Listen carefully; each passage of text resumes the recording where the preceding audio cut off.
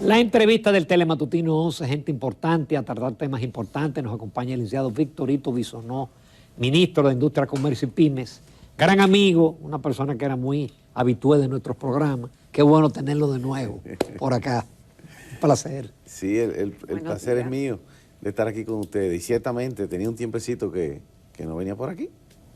Exacto. Tenemos muchos temas, Hito, pero hay uno caliente, porque el presidente se refirió a ese ayer, que es el tema del arroz. Y en su discurso él designó una comisión, creo que está Industria y Comercio, Cancillería, Agricultura, que ustedes tienen una tarea. ¿Qué tú nos puedes informar de ese caso del tema del arroz y el DERECAFTA?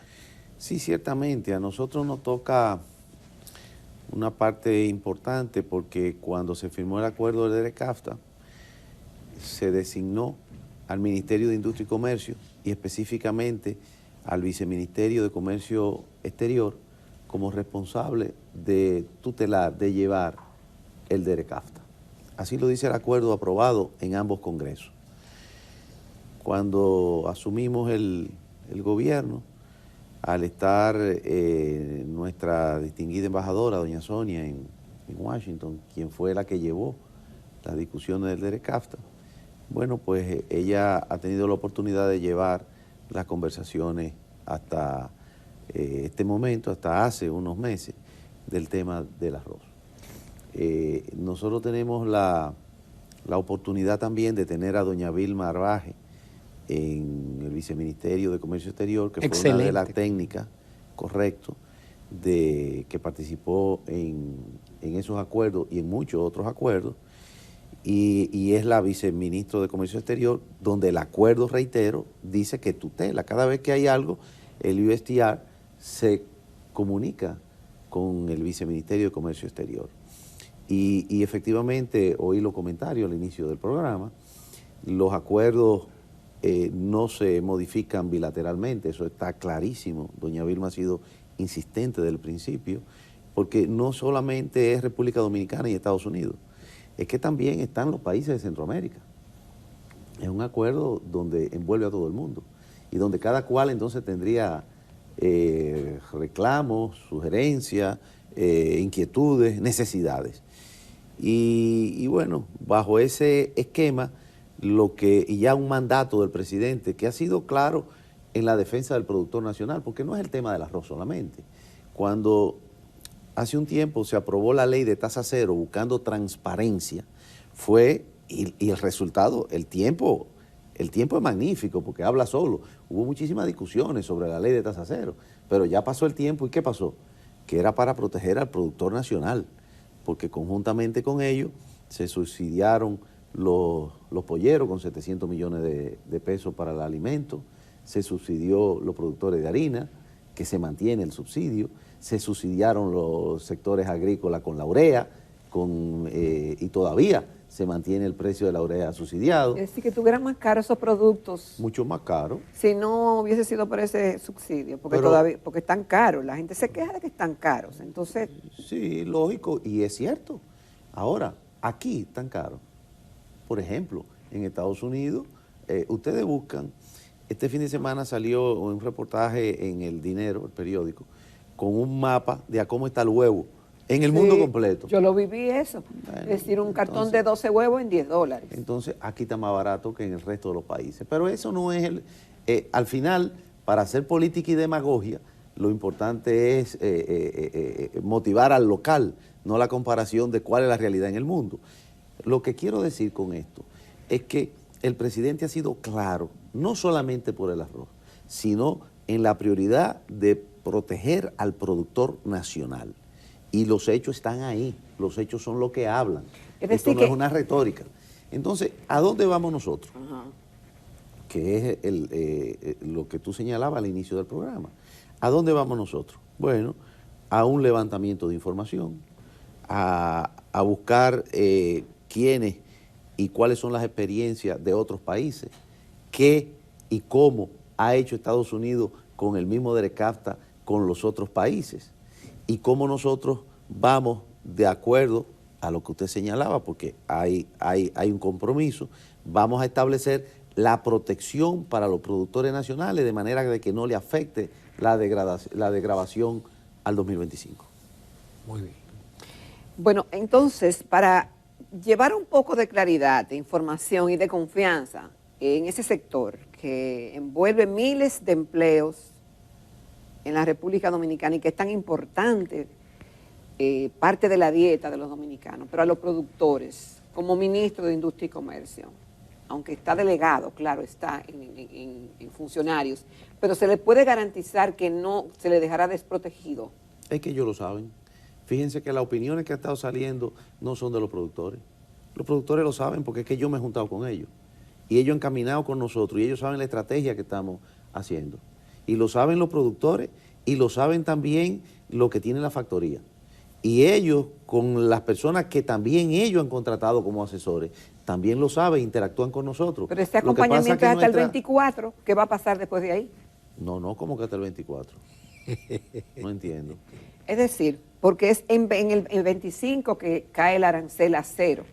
En el 24 la tasa baja a 11 y algo. No, pero entonces, es que no es eso que estamos hablando. Estamos hablando de que no va a pasar. No importa cuánto es la degradación ni cómo es que sencillamente no va a pasar.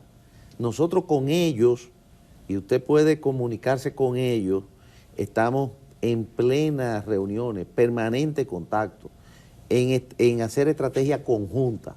Ellos saben cuál es el mandato que ha dado el presidente y ellos saben cuál es la atención que nosotros le estamos dando, pero para nosotros trabajar con ellos no tenemos que estar todos los días con ellos son los productores. Y los productores y lo de la factoría también, porque son dos tramos.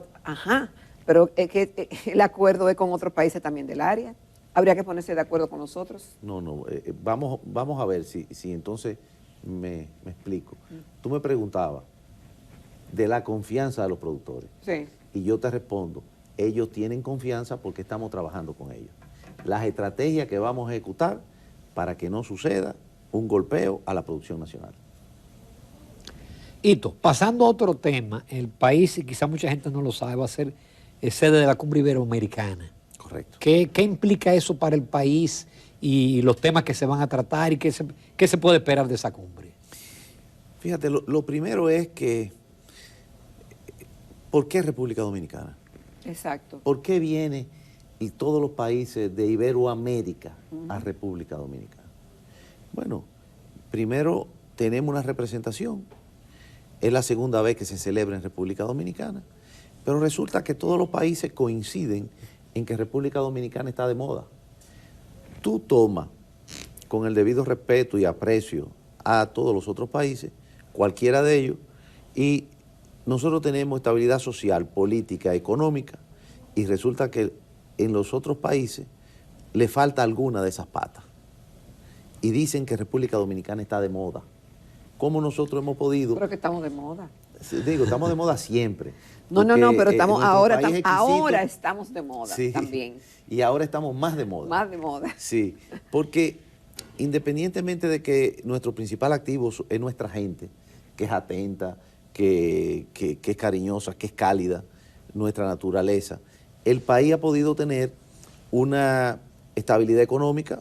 Tú tuviste en el Banco Central, nosotros tenemos las mayores reservas históricas, 15,000 millones de dólares, en medio de una crisis donde han tenido que erogar extraordinarios recursos, inesperados, incluso no presupuestados, y tenemos 15,000 millones de reservas, y tenemos una tasa estable, y el dinero es cobardísimo. Las inversiones, ¿dónde van? Donde se sienten seguras.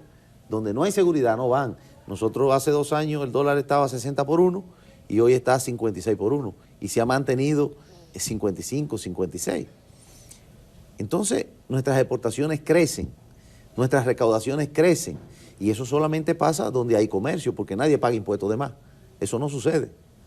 Es cuando hay movimiento económico y donde hay algún crecimiento positivo, con todo y lo que se pueda señalar. Entonces, esa reunión se da en República Dominicana y es un relanzamiento de un grupo de países que tienen que comenzar a interactuar más de cerca. Las cadenas de valor, la cadena de suministro, los aliados, el nearshoring con los Estados Unidos que se da hoy con más fuerza, aún con la crisis en los Estados Unidos. Fíjense que se dice que cuando los Estados Unidos le da gripe, a nosotros nos da una pulmonía. Y de repente sucede lo contrario. A los Estados Unidos le da una gripe, hay una recesión, hay quiebra bancaria. ¿Y qué pasa? Que entonces están buscando dónde hacer más económico los productos que ellos demandan, cómo ser más confiable para que ese transporte no le suba y sea más fiable en la llegada de los barcos. Y resulta que República Dominicana está ahí y que tiene 5 millones de dominicanas y dominicanos como fuerza laboral que quieren trabajar y que tienen un sector privado que va de la mano con el sector público y que está invirtiendo capitales también. Y que esa inversión extranjera directa está llegando récord a República Dominicana cada año, en casi 4.000 millones de dólares cada año, haciendo que, invirtiendo aquí en expansión de empresas, en expansión de zona franca, en expansión de inversión en sentido general. Entonces, esa es la oportunidad de este gran convención que va a haber en República Dominicana, donde van a venir los presidentes de Iberoamérica, donde va a venir el rey de España y donde van a venir una cantidad de empresarios que se van a discutir temas que son importantísimos, comenzando porque hay una, ya planteado cuáles son los temas, entre ellos, por ejemplo, el medio ambiente. Va a ser uno de los principales temas por lo que está sucediendo en el mundo. Fíjense que de repente, y hablaban ahorita de la lluvia, ojalá que llueva. Y ojalá que llueva cualquier día, ingeniero, no importa. Porque el mundo entero en este momento, de repente, está en sequía. Está en sequía, en fuego. Chile se ha estado quemando, los Estados Unidos también. España son recurrentes. Y nosotros aquí, que nos movemos en el territorio nacional, comenzamos a ver incluso en las orillas de la carretera, cómo se queman las orillas de la carretera y lo que ha estado pasando en las montañas nuestras, tanto en el sur como en el Cibao. Hay que tener mucho cuidado con eso. Hito, las cumbres a nivel mundial están desacreditadas porque dicen que son una especie de encuentro para verse la cara y para hacer relaciones públicas, que se hacen declaraciones y comisiones que nunca cumplen sus objetivos.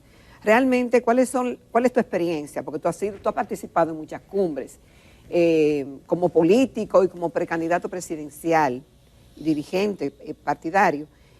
¿Cuáles son las expectativas de esta cumbre y cuándo se va a celebrar? ¿Qué tenemos que hacer para que realmente le saquemos provecho a esa cumbre? Fíjate, se pudiera decir que es así, siempre y cuando no haya un seguimiento.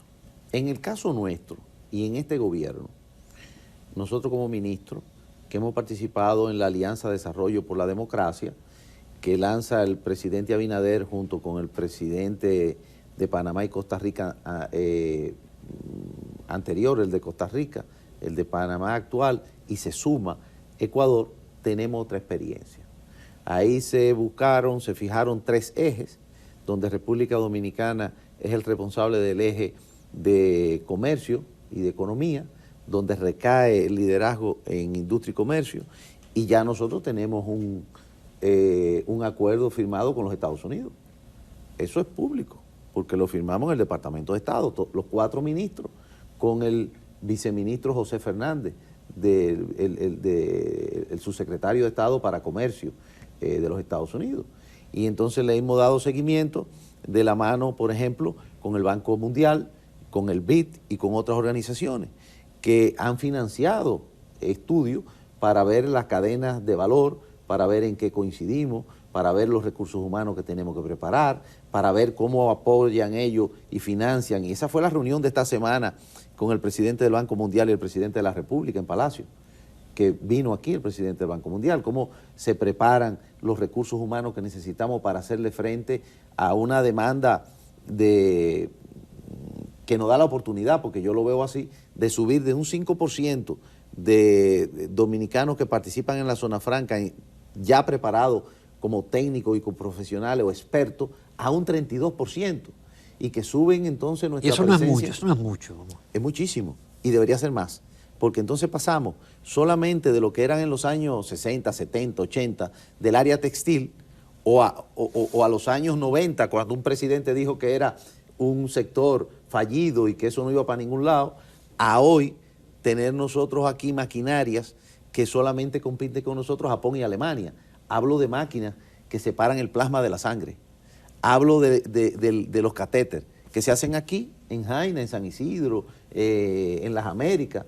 El hilo de suturar las heridas que están en los hospitales de los Estados Unidos, donde muchos de nosotros tenemos acceso, lo hacen aquí en República Dominicana. Entonces, eso yo creo que son oportunidades que nosotros sí hemos aprovechado siguiendo un plan. Entonces, esta cumbre, de eso nos vamos a encargar nosotros. Y espero que los otros países también, de cómo aprovechar entre todos una oportunidad que nos da la pandemia casualmente, que nos da la misma guerra y que nos dan otras coyunturas de nosotros podernos acompañar, vender, generar sinergias. Por ejemplo, esto del ADD coloca a Costa Rica, Panamá, República Dominicana y Ecuador como la segunda economía de América. Nosotros juntos vamos después de Brasil, compitiendo con México. Entonces le presentamos un paquete a los Estados Unidos, que es el principal consumidor. Por ejemplo, los Estados Unidos tienen que reubicar el tema de los chips de China y de Taiwán también, porque si hay un conflicto entre China y Taiwán, ¿qué va a pasar? Que el suministro no va a llegar. Entonces tienen Pero parece que quieren moverse como a la India. Se ha hablado como de... Bueno, pero... algo nos tocaría a nosotros. De 52 mil millones de dólares que están dedicando para reubicar la fabricación de los chips. Solamente para los chips. Imagínense ustedes que el 10% venga para el Caribe o Centroamérica. Quiere decir que a República Dominicana, de esos 5.200, le toquen 1.500 millones de dólares solamente para la fabricación de chips. Pero tenemos que preparar los recursos humanos, tenemos que preparar la infraestructura, tenemos que entre todos los países entonces decir, mira, entre toditos nosotros vamos a prepararnos para que eso venga a la región. Entonces yo creo que esas son de las cosas que sí han ido caminando. Con tu permiso y tu bisonó y los amables televidentes, nos vamos a una breve pausa. Todavía nos quedan muchas preguntas con el ministro de Industria, Comercio y Pymes.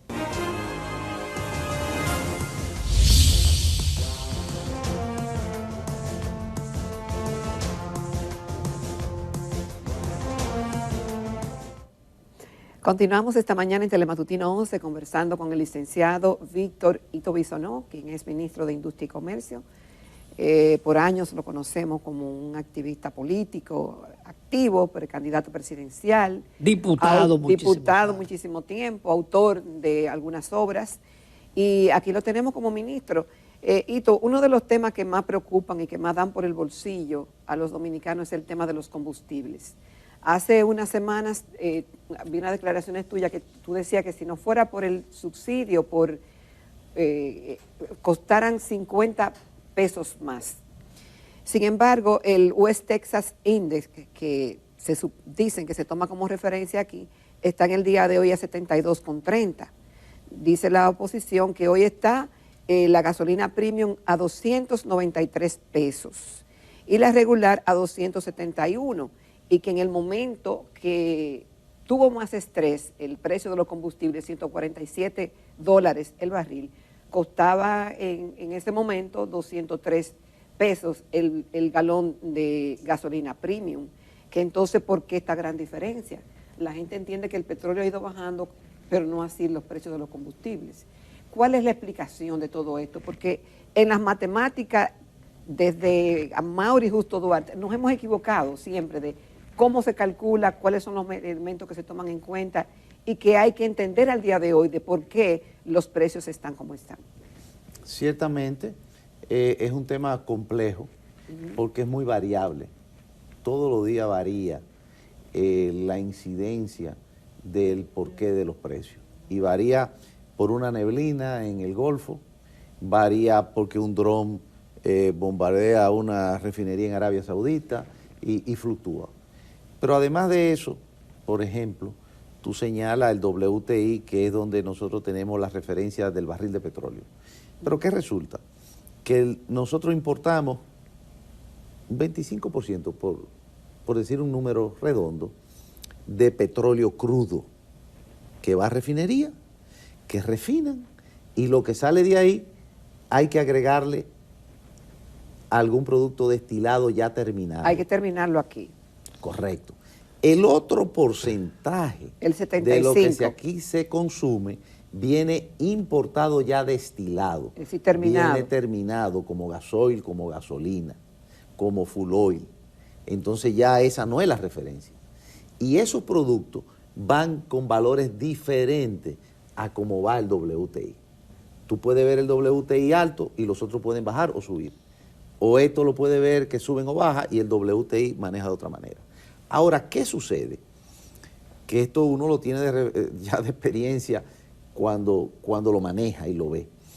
Hacía más o menos 40 años, 2 años atrás, que el WTI iba paralelo con los valores de los destilados. Se dispara el gas natural, no solamente por el precio, sino por la escasez del gas natural, por el tema de Rusia y de Ucrania. No había sucedido eso nunca. Entonces, la referencia de los destilados se despega de la del WTI y ya no es la misma. ¿Quién iba a adivinar que por una guerra que nadie se iba a tener sobre el tapete, se iba a dar una variación en eso que era histórico, que tenía un comportamiento? Entonces, hoy día, lo que sí nosotros hacemos, y no lo digo yo, lo dice el Banco Central, lo dice JP Morgan, lo dicen los organismos internacionales, de que la política de subsidio que se lanzó y dirigió el presidente Abinader ha dejado que la inflación en República Dominicana esté 4 o 5 puntos por debajo de lo que hubiese sido si no se subsidia. Entiéndase, en los países como los Estados Unidos, que tienen una economía fuerte, que ellos prenden su maquinita de dólares o tienen más recursos que nosotros, la inflación es la misma que aquí, que somos un país que importamos todo, que dependemos de muchas otras variables.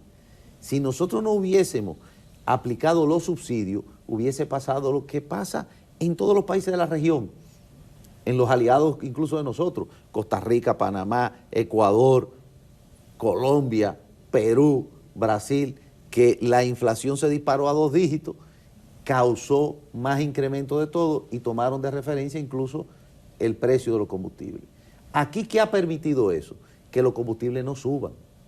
Cada fin de semana se anuncia cuánto es el subsidio.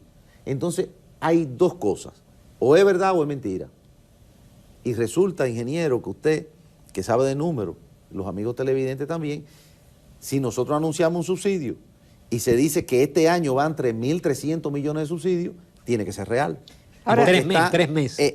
En 3 meses. Y el año pasado fueron 36.000 millones en subsidios. En combustible. En combustible, pero ojo, en una parte, porque ahí no está incluido el subsidio a los transportistas, que también da el ministerio a través del Intran, que ha podido mantener el costo del transporte sin ningún tipo de ruido, que cambiando un poquito el subsidio, es lo mismo que pasa con el pan. Aquí las fluctuaciones de las estaciones, aunque no son muy fuertes, en diciembre los víveres de mancha, como decimos nosotros la gente del campo, suben de precio, porque el frío que hace aquí lo disminuye, la sequía también, el agua también, un tornado también, pero el pan se ha mantenido estable. Ahora, hay muchas explicaciones y yo sé que hay mucho tecnicismo con este tema, pero ¿y si el petróleo es el de West Texas Index hubiese estado en los niveles que estuvo en los gobiernos de Leonel Fernández a $147? ¿Cuánto costará el galón de gasolina? Bueno, es muy sencillo y ciertamente... Sería el doble. Y ciertamente, tú lo has dicho, hay muchos argumentos, yo tengo los míos. Si hubiese sido en el gobierno de Leonel Fernández, nosotros tuviéramos Petrocaribe y no pagáramos el petróleo, sino diferenciado a 20 años, y además de eso tuviéramos un dólar al 40 por 1, no al 56 por 1. Entonces, en aquella época, con el dólar al 40 por 1 y el barril de petróleo no pagándolo, sino tú recaudando y gastarlo en otra cosa, no pagando el petróleo, sería hoy mucho más cómodo y más fácil para este o cualquier otro gobierno. Hito, finalmente, vamos a hablar un par de minutos de política, porque tú por encima de todo eres político. Y además me gusta. Es decir, ¿cómo va el gobierno? Hay encuestas que dicen que el presidente está por encima de un 50, pero hay otras encuestas que hablan de un empate con Leonel Fernández. ¿Cuál es la realidad? Fíjense, acuérdense primero, yo quisiera en esto despojarme un poquito de mi compromiso con el presidente o de mi posición de ministro, que tengo que defender mi gobierno y mi presidente, además de que lo está haciendo bien. Pero por encima de eso yo soy un demócrata. Yo creo que la fortaleza de la democracia es que haya una oposición y que haya una oposición que le dé seguimiento a las acciones de un gobierno. Claro. Incluso que haya lo que se llama en política un gabinete sombra, donde le den seguimiento, ¿por qué tú haces esto? O ir a los foros y poner otras ideas y otras propuestas, porque no necesariamente que sean contrarios, es que tú tienes otra idea. Bueno, vamos para algún sitio, tú te vas por un lado, yo me voy por otro, pero llegamos al mismo sitio. Yo creo que todos somos dominicanos y queremos lo mejor para la República Dominicana. Ahora bien, los números no mienten. ¿Qué está pasando? Que nosotros tenemos récord en reserva de divisas en el Banco Central, que nosotros hemos roto todos los récords en exportaciones mes a mes, en zona franca y en industria, que nosotros tenemos más inversiones cada mes, que nosotros hemos inaugurado viviendas en estos 2 años, más que en los últimos 8 años anteriores, viviendas del gobierno, que nosotros ayer, yo hablaba con uno de los principales industriales del país, dueño de empresas, y me dice, tenemos la constancia de crecimiento en pintura, en acero, en cemento, en ferretería, me dicen, y ahí están los números.